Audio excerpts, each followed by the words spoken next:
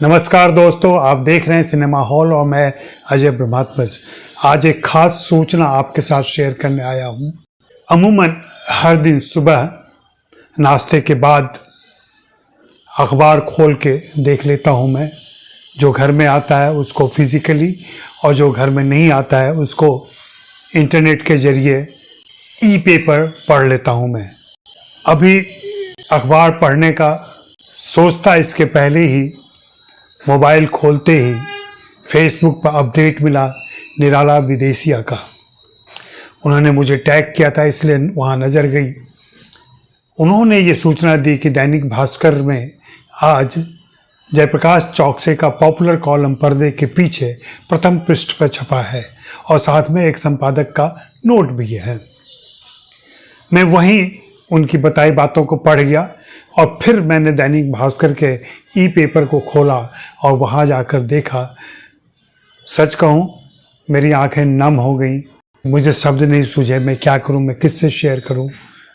थोड़ी देर के बाद विभा को मैंने बताया और बहुत ही कातर फील कर रहा हूँ, मैं महसूस कर रहा हूँ। मैं 26 सालों तक निरंतर अबाध स्तंभ लेखन का ऐसा रिकॉर्ड हिंदी में तो नहीं मिलता है। हो सकता है दूसरी भाषाओं में, दूसरे देशों में ऐसा किसी ने किया हो। चौकसे साहब हमारे समकालीन हैं, वरिष्ठ हैं, अग्रज हैं, गुरु हैं, द्रोण हैं, क्या नहीं है वे। मुझे जब भी कोई बात पूछनी होती थी, कोई विमर्श करना होता है, तो मैं सीधा उन्हें फ़ोन कर लेता हूँ। मैं जानता हूँ कि उनके फ़ोन में मेरा नंबर नहीं है, इन सारी सुविधाओं से वे लैस नहीं है। फ़ोन पर वे व्हाट्सएप नहीं रखते हैं और न मैसेज देखते पढ़ते हैं और न लिखते हैं। इसलिए जब भी उनसे बात करने का मन हुआ, मैंने कॉल किया और अपनी जिज्ञासाएं रखी, बातचीत की, और आगे भी मैं रख सकूं, यही मैं चाहूँगा। आज सचमुच हिंदी फिल्म पत्रकारिता के लिए खासकर यह एक ऐतिहासिक दिन है। 25 फरवरी 2022। आज गंगूबाई काठियावाड़ी भी रिलीज हुई है, संजय लीला बंसाली की, और आज ही जयप्रकाश चौकसे ने अपना अंतिम स्तंभ लिखा है।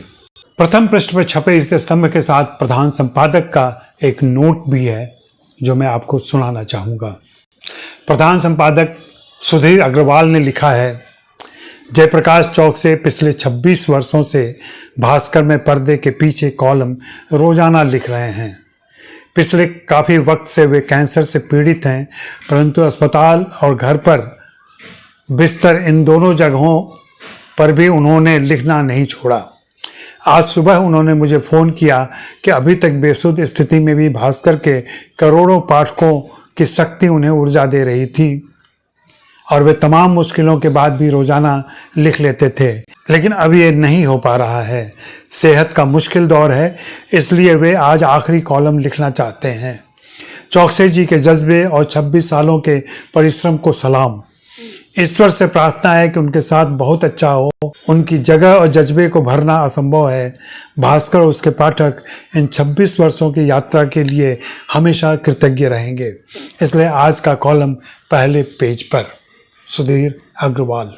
जयप्रकाश जी के कॉलम का शीर्षक है, प्रिय पाठकों, यह विदा है, अलविदा नहीं। कभी विचार की बिजली कौंधी तो फिर रूबरू हो सकता हूँ, लेकिन संभावनाएं शून्य हैं।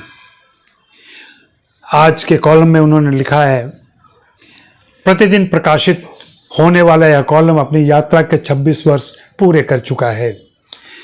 इस यात्रा में आनंद आया और सबसे बड़ी बात यह कि यह मुझे बेहतर इंसान बनाता गया।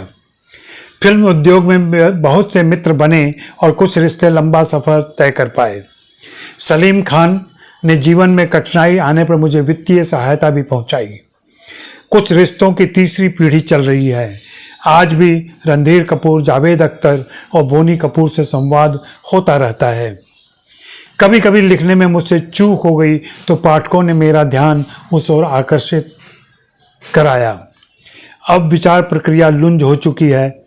प्रायः यह भी भूल जाता हूँ कि मैं नाश्ता कर चुका हूँ। आज मुझे बहुत दुख हो रहा है कि यह मेरे कॉलम की आखिरी किस्त है। जब सुधीर अग्रवाल ने मुझे कॉलम लिखने को कहा था, तब तक भारत के अखबारों में मनोरंजन पर केवल साप्ताहिक सामग्री आती थी।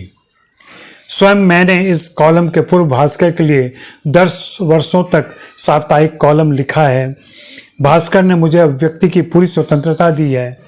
कॉलम प्रारंभ करते समय भास्कर के तत्कालीन संपादक श्रवण गर्ग ने कहा था कि कॉलम में जानकारियों, मनोरंजन के साथ कभी कभी बहुत ही गहराई वाली दार्शनिक बात भी कहनी चाहिए। पढ़ना और पढ़ाना हमारे परिवार दशकों से कर रहा है।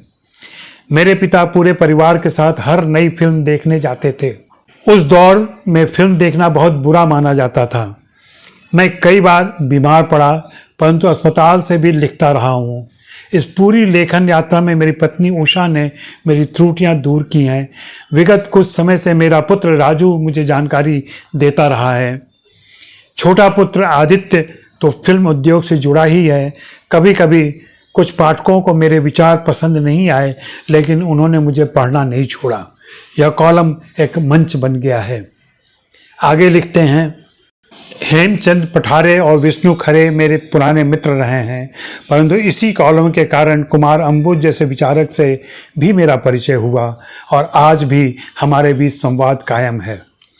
एक बार महाराष्ट्र सरकार ने मुझे पुरस्कार दिया। मंत्री जी ने बताया कि उनका पोता अमेरिका में रहता है।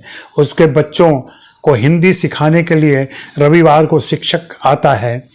उसने मेरे कॉलम अपने छात्रों को सुनाए कि सरल भाषा में भी गहरे विचार प्रकट किए जा सकते हैं। भोपाल की ऋतु पांडे शर्मा ने मुझ पर एक किताब लिखी, जयप्रकाश पर्दे के सामने, जो सराही गई है। इस कॉलम को लिखने के कारण पहल मंच जबलपुर, महात्मा गांधी विश्वविद्यालय वर्धा इत्यादि कई जगह में भाषण के लिए आमंत्रित किया गया। इसी कॉलम ने मुझे पहचान दी। मेरे लिए यह कॉलम लिखना बंद करना बहुत दुखद है, लेकिन विचार प्रक्रिया लुंज पड़ने के कारण यह करना पड़ रहा है। मैं अपने पाठकों से क्षमा चाहता हूँ, क्षमा मांगता हूँ। खुद से भी शर्मसार हूँ, परंतु यह मेरी मजबूरी हो चुकी है। मेरे लिए गर्व की बात है कि राजस्थान के मुख्यमंत्री गहलोत साहब ने मुझे नेहरू पर लिखे मेरे लेख के लिए बधाई दी थी। इसी कॉलम के कारण मुझे छत्तीसगढ़ सरकार द्वारा आमंत्रित किया गया। लेखक संजीव बख्शी से मेरा परिचय हुआ और आज भी संवाद जारी है। आज दुख हो रहा है, साथ ही एक मुक्ति भाव है कि अब उत्तरदायित्व कम हो गया है। यह भी मैं जानता हूँ कि मुक्ति कितनी भ्रामक हो सकती है। जंजीरों की लंबाई तक यह सारा सैर सपाटा, यह जीवन शून्य बटा सन्नाटा है। यह निदा फाजली की पंक्तियां हैं, परंतु वही सन्नाटा मैं भी महसूस कर रहा हूँ। मुझे आज भी यह दुख सालता है कि निदा फाजली अधिक समय तक नहीं रहे। पत्रकार राजेंद्र माथुर तो हमेशा याद आते हैं। प्रिय पाठकों, यह विदा है लेकिन अलविदा नहीं है। कभी विचार की बिजली कौंधी तो फिर रूबरू हो सकता हूँ, लेकिन संभावनाएं शून्य हैं। इन पंक्तियों ने सचमुच यहाँ छुआ है और आज ये लग रहा है कि प्रकृति, सेहत और जीवन में व्यक्ति कभी कभी कितना विवश हो जाता है, लाचार हो जाता है कि कुछ भी उसके अधिकार में नहीं रहता। लेकिन विचार, शब्द हमेशा रहते हैं, सक्रिय रहते हैं, जीवित रहते हैं। अब यह समकालीन फिल्म पत्रकारों की पीढ़ी, आने वाली पीढ़ियां यह तय करेंगी कि उन्हें जयप्रकाश चौकसे से क्या सीखना है, क्या लेना है और क्या संचित करना है। मेरा आग्रह होगा सुधीर अग्रवाल जी से, दैनिक भास्कर के प्रधान संपादक से, कि पर्दे के पीछे वे एक किताब प्रकाशित करें। जयप्रकाश चौकसे जी के स्तंभों से कुछ स्तंभ चुने जाएं, 150-200 स्तंभ चुनकर उसकी एक कॉपी तैयार की जाए और उसे प्रकाशित किया जाए। यह किसी प्रकाशन संस्थान के साथ मिलकर भी किया जा सकता है। हिंदी में तमाम पब्लिकेशन है, उन्हें इस तरफ आगे बढ़कर पहल करनी चाहिए। यह ऐतिहासिक दिन हमेशा याद रहे, इसके लिए मैं यह वीडियो बना रहा हूँ और अपने सभी दर्शकों पाठकों से शेयर कर रहा हूँ। हाँ, मैंने एक बार उनका एक लंबा इंटरव्यू किया था, जैसे पहले चवन्नी चैप पर प्रकाशित किया था मैंने, लेकिन पाठकों की मांग पर मैंने उसे ई बुक में प्रकाशित किया है और वह नॉटनल पर उपलब्ध है। आप चाहें तो इसे वहाँ से खरीद सकते हैं, मैं लिंक नीचे दे दूँगा। शुक्रिया, मेहरबानी, धन्यवाद।